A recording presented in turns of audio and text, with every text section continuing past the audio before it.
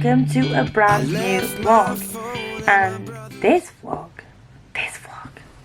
is gonna be Crafty Cozy Mysteries. I don't know if this is gonna be a series, you're wonky. Sorry. I can't function as a human. I was looking on Scribd for ideas of what to do, and there are various things that I was interested in.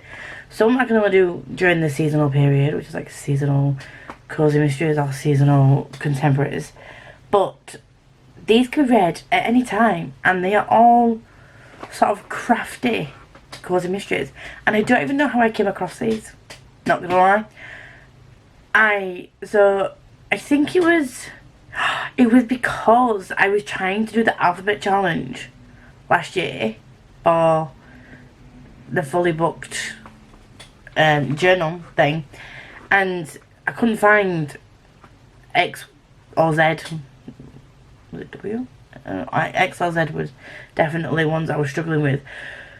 So one of the ones that I decided to choose for that instead, but I never got to read, was Stitch X for Murder, because I couldn't find one that was a book beginning with X, but I found that. So I then saw that was part of the series. So you got Stitch X for Murder, Sewn at the Crime, Blood and Back Stitches, Fatal Floss, and Strangled Skein. And I think that they're the only ones in that series. So I'm going to read a couple of these, because I'm in that mood. I'm in a cozy mystery mood. So I'm going to crack on, and I will update you when I've read a little bit of Stitch X for Murder. Hey, so I am just over 50% through the first Crafty Cozy Mystery book.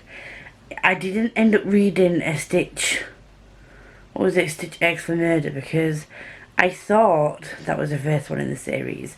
Because when you click on Scribd and there's a book in the series, I don't know if you do know this, but when you click on it, you can see this part of the series, and you can go to the top and click on the first one.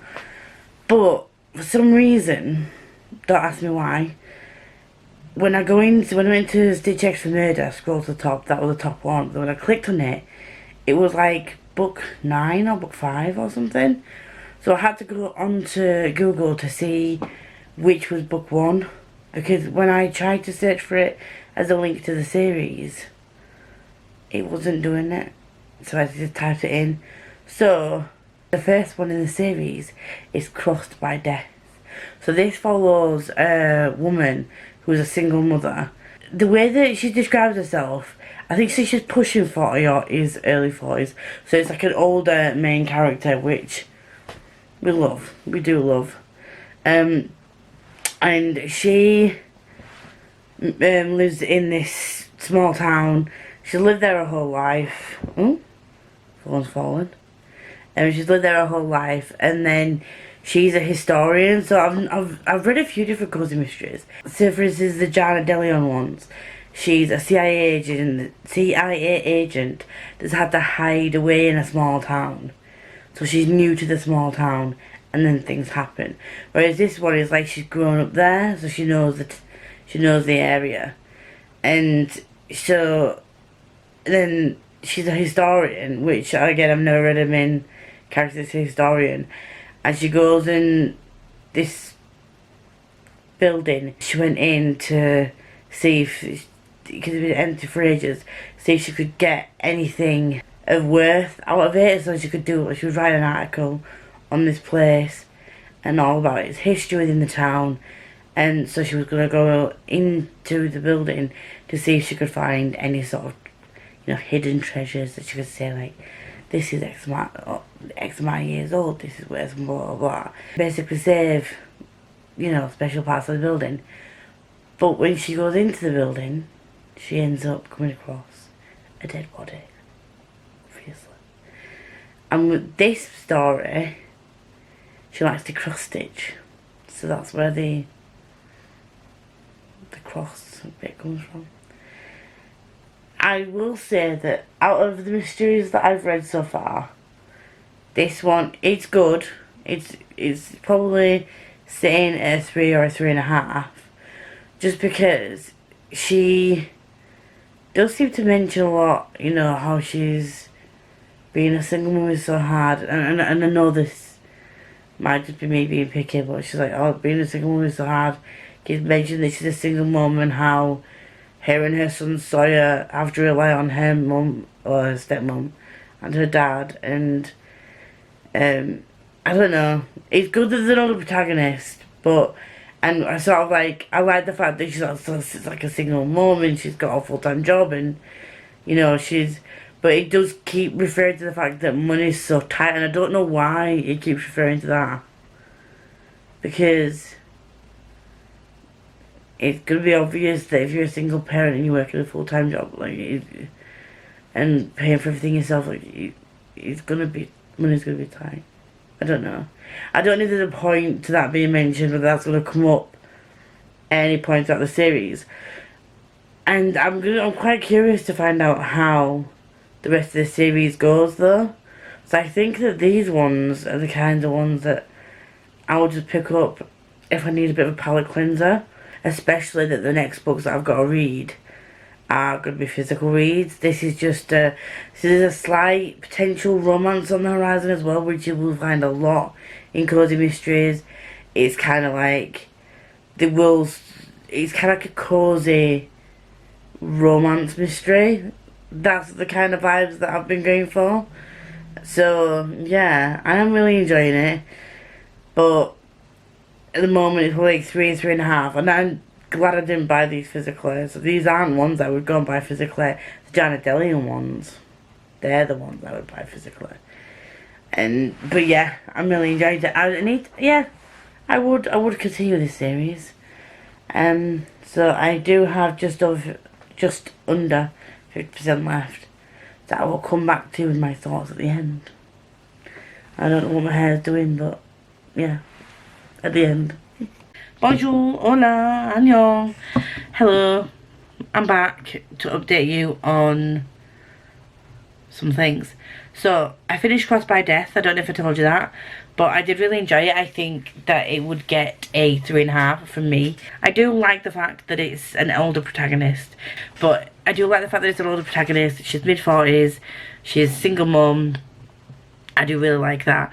But I do feel like she constantly has to remind us that she's a single mum, and constantly has to remind us that she's got financial problems, and everything that happens ends up seeming to be about how worried she is for her son and her, not about the fact that people have just died.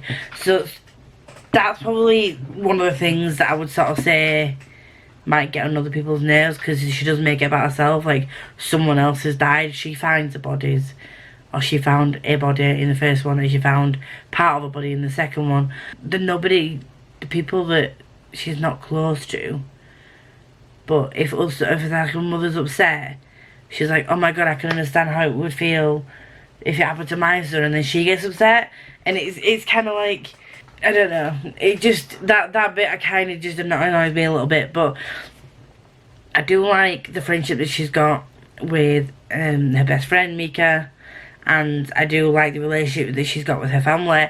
Like, with her dad and stepmom, there's like a healthy family relationship, and there's a good sort of like family and friend unit around it, and that's kind of like what I enjoy about these sort of cozy mystery type of things that I like to read. There's always some kind of either found or blood related family that it's a solid situation, even if there are ever some kind of outside entities that cause trouble. There's like a solid foundation. So in Janet Delian's books, it's the solid friendship that she finds with the sinful ladies, and in this one it's the friendship that she's got with Mika, and the close bond that she's got with her dad and stepmom, and also her son has that bond with his grandparents as well, which I think is really cute. And the stakes are never too high. So if you're the kind of person that can get attached to characters and doesn't want anything bad to happen to the characters, you know that in a cozy mystery you're gonna have your protagonist find the body or be involved in some way in finding something to do with a murder, and then it's more or less like in the middle it's shenanigans ensue, and it's a whodunit situation. They do the whole Poirot thing where you think it's one person, then it's not, and then it ends up being someone who you know what I mean? It's very formulaic is the word I'm looking for, but it's not bad that it's formulaic, if that makes sense. It's, you know what you're going into, you know what you're going to get, and it's just a good time. So the Janet De Leon book for me, my favourites out of the ones I've read so far, just because of the relationships that she has with the sinful ladies. There's a bit of banter, there's a bit of fun in those books, as well as sort of like the mystery element that goes on, and sort of like the cosy small town vibes. Whereas these by ACF Bookings, there's not really that sort of like comic relief character or light-hearted banter between characters. There is a little bit of a romance involved with one of the characters, and that tends to happen in the Cosy Mysteries. There's some kind of local town guy that catches the eye of the protagonist in some way, shape or form. So again, that's, if romance isn't going to be your thing, just bear this in mind. But I do like the fact that these are just easy reads, and I do also like the fact that a lot of these are self-published. So I've double checked Janet De Leon books, and I do think they are all self-published. Another reason why they're so expensive to buy physically. And I'm sure ACF Bookings is indie published as well. I don't know if many Cosy Mysteries have been picked up by traditional publishers. I know Tea and Treason has. I can't remember the author for that one, but I think a lot of the Cosy Mysteries that I've seen anyway, that I've saved, a lot of them are sort of like indie, self-published, like it's like small presses. So I kind of like that as well, and me purchasing, reading these books sort of is helping an author, and I do kind of like that side of things as well. So yeah, that is me. I'm going to continue with Bobbins and Bodies. That's another ACF Bookings book, but then I'm going to switch authors, and there is a Bad Housekeeping book, which is not really crafty, so I might leave that till later. But there is Murder Can Mess Up Your Masterpiece, a haunted craft fair mystery by Rose Pressey, and there's also Death Among the Doilies. I'm gonna do these two, I think, and then put this vlog to an end. And I'm gonna do one maybe later in a couple of months, or maybe next month, when I'm doing food related Cosy Mysteries, and then maybe bookish related Cosy Mysteries, because once you find a theme, there's other book series that come up that have themes attached to them. There are also witchy Cosy Mysteries, but I might leave that till October, and obviously spooky season.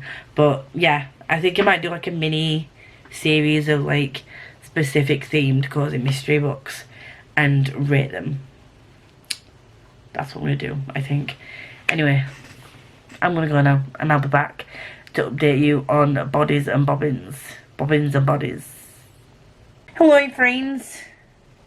I've now finished Bobbins and Bodies, and I think I'm going to give that one 4 stars. I do like that one a little bit more than the other one. I think with that one, I found the stakes were a little bit higher. Obviously I'm not going to tell you exactly what the crack is and what happened, but the stakes were a little bit higher, and I found that the plot was just that little bit better. I do think that I will continue with the series. I'm thinking maybe they might just continue being 4 stars. I might hit a 5-star now and again, I don't know. I do find that I do think the second one was a lot more established. Like I said before, I still think she does go on a bit too much about the lack of money, and a bit too much about being a single parent.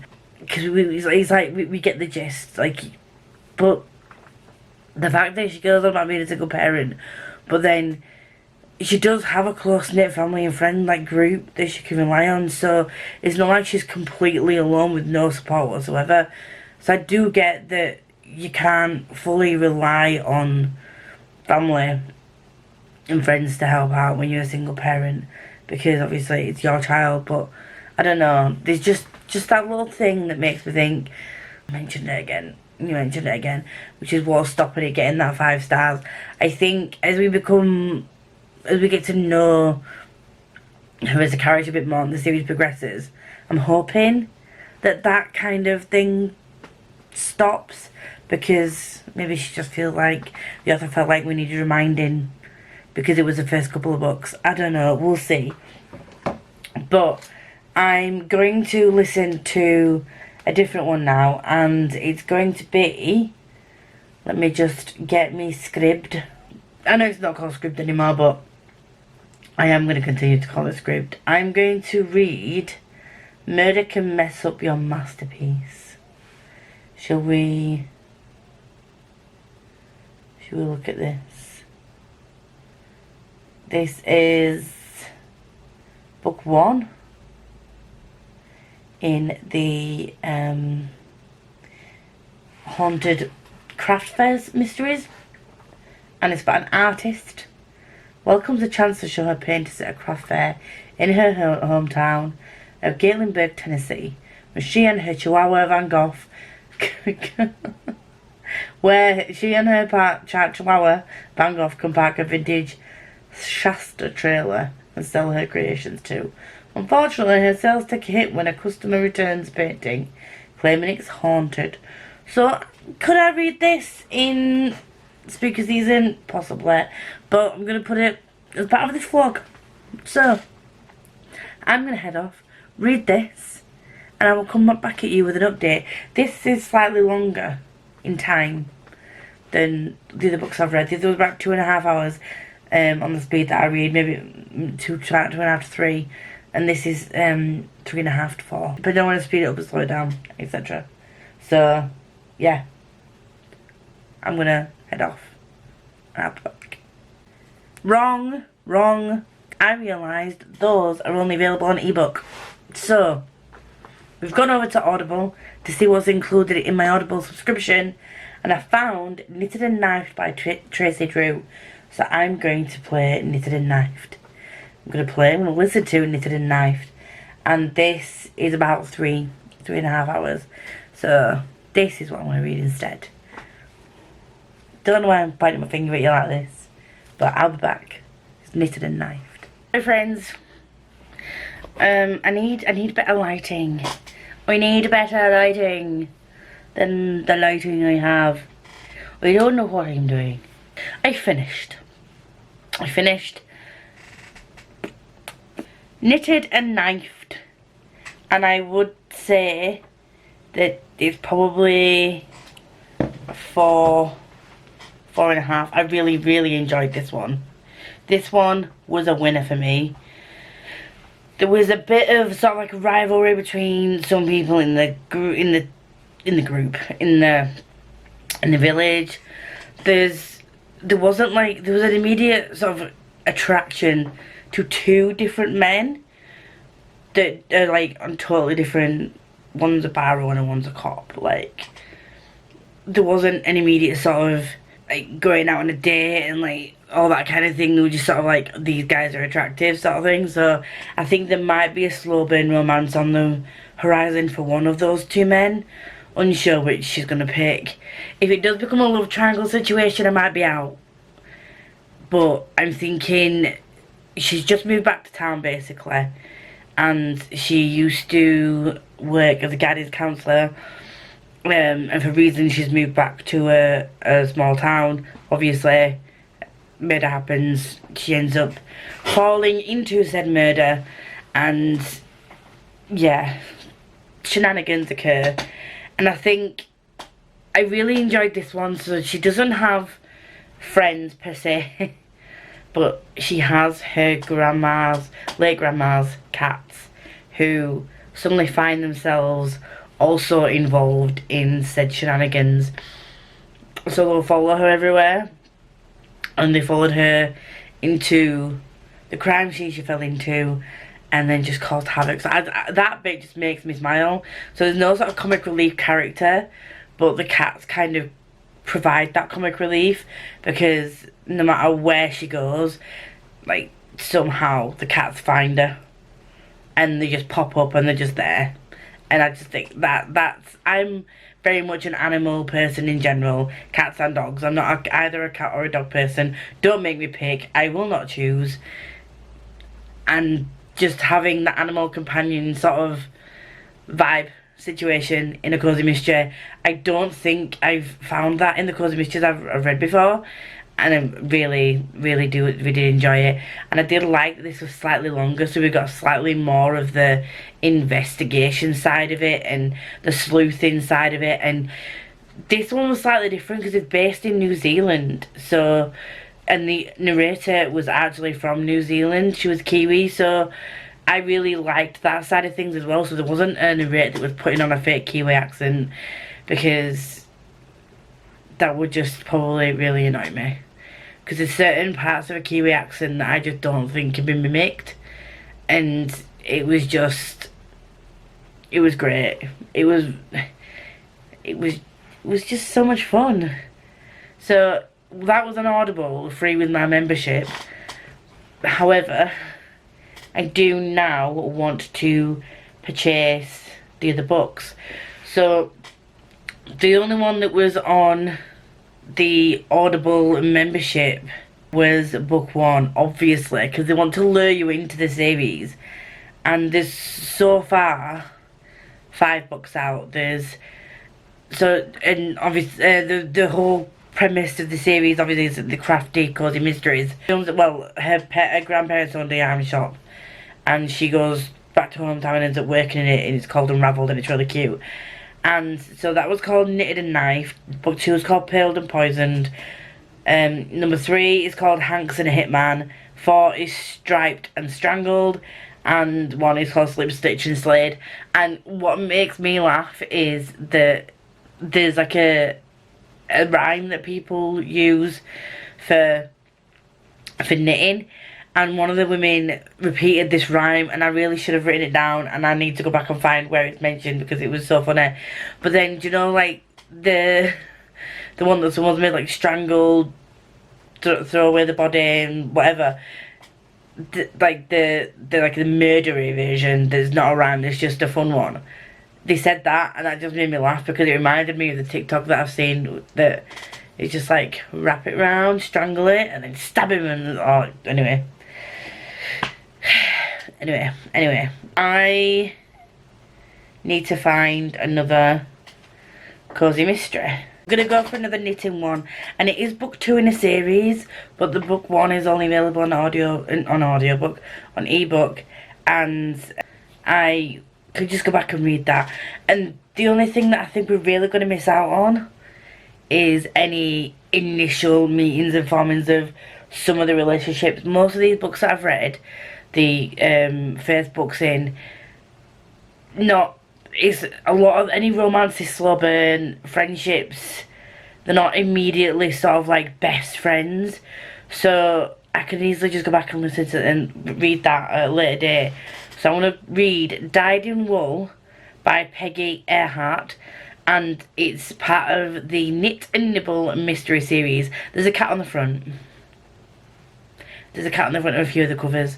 So I'm guessing there's going to be some kind of kitty companion. And as I've just said, I'm so down for animal companions, whether they are there to cause trouble and interrupt you and cause you stress, or whether they help you. We don't know. We're gonna just go with it, and I will see you. I will try and update you halfway through for this one because I've forgotten the last one. But all the books I will leave linked below as well, and which ones you can get on Scribd, which ones you can't, and you can only get on Audible or ebook. Blah blah blah blah blah blah blah. Hello friends, we are back with an update for Threads. What's it called? What is it called? I literally just had it up. It's called Twisted Threads. So yes, I'm really enjoying this. I can't remember the name of the author. I think it's Leah Hart. I am really enjoying it.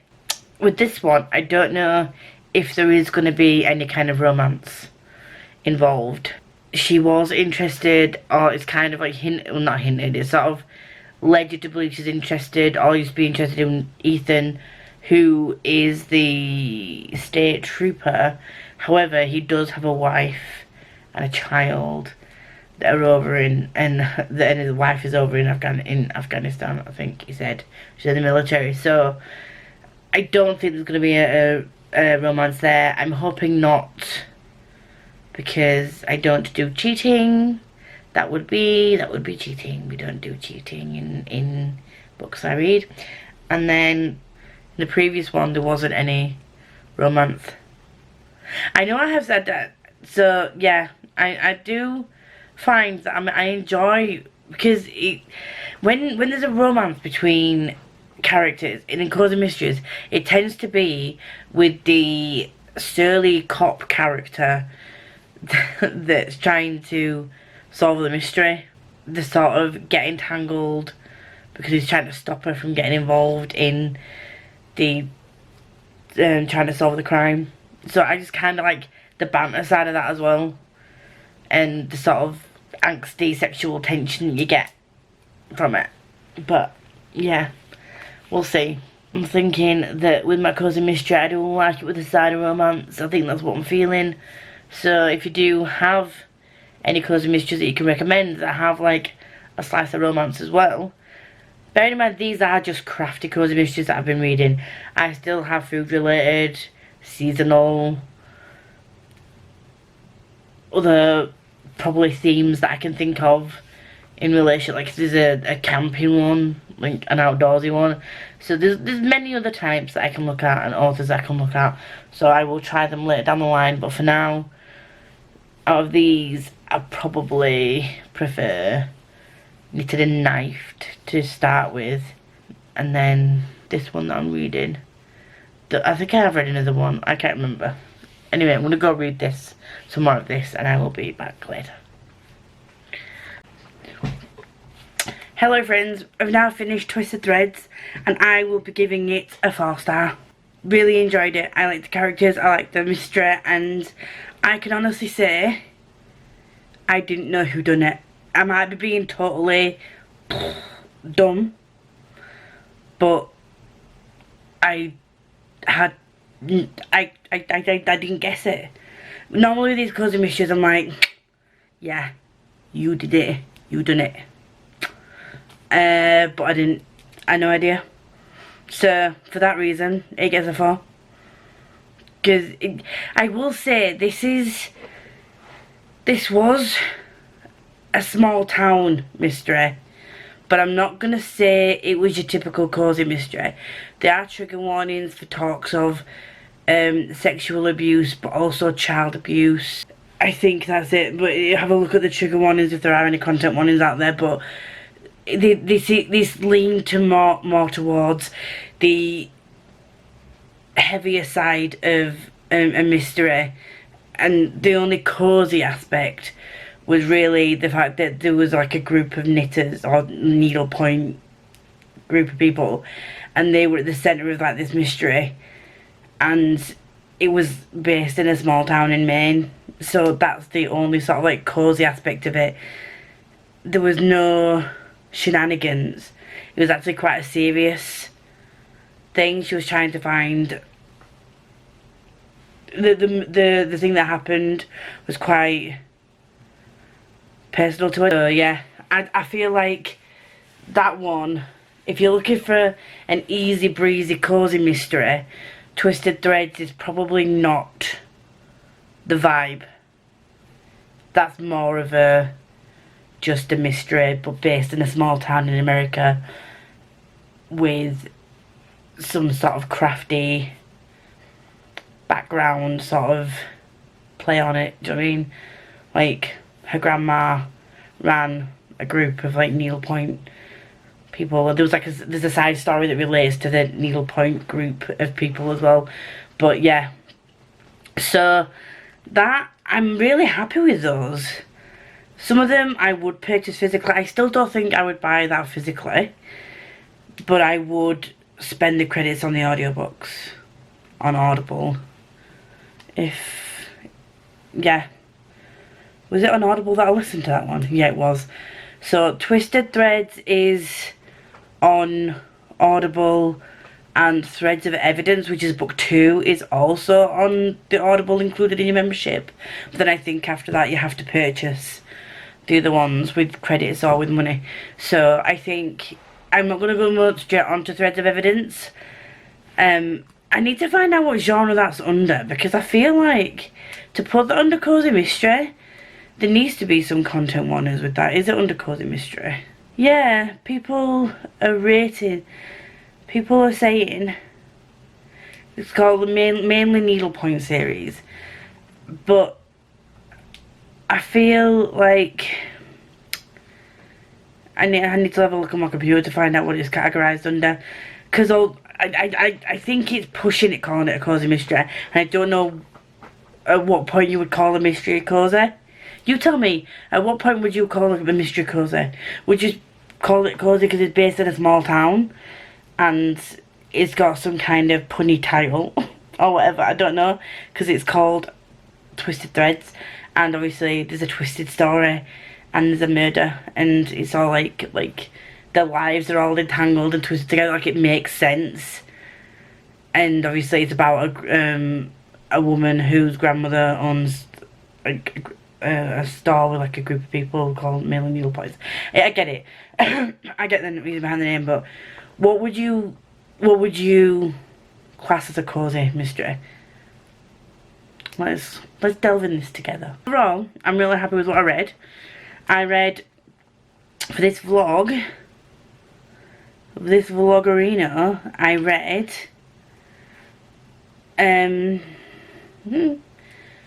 so I read Crossed by Death by ACF Bookins and Bobbins and Bodies by ACF Bookins. They were probably, I would probably say they were my least favourite, but they still got a 3.5. Crossed by Death got a 3.5, and Bodies and Bobbins got a 4, because I did enjoy that a little bit more. But I would say overall, now that I've read a couple more, Crossed by Death and Died in the Wool are probably my least favourite ones. But I will be continuing the ACF Booking series. Twisted Threads was like my next highest, and Knitted and Knifed, I would say, is my favourite. I would purchase them physically, and I will be getting more of that series. So I think that this is a winner. Winner chicken dinner. There are series that I would like to carry on with if I can get the other audiobooks for free, or if you could buy like a bundle. Some authors tend like do bundles on Audible. I would pay 1 credit for like 3 stories or whatever, but I don't know if they can do that. Anyway, yeah, if you do like me, you want to see, and you do like this type of vlog that's sort of themed, and you would like to see more of me, please like, comment, subscribe, do all that good stuff down below. And if you're here and you let me know you're here, if you don't have anything to say, please leave a black heart, very much appreciated. And until next time, enjoy yourself, whatever you're reading, watching or doing, and join me next time when we will be looking at foodie Cosy Mysteries. And I will be more planned in that one, I think. I do have more set aside for that vlog. So, yeah. I'm back. I left my phone at my brother's place. It's not my fault, don't walk away.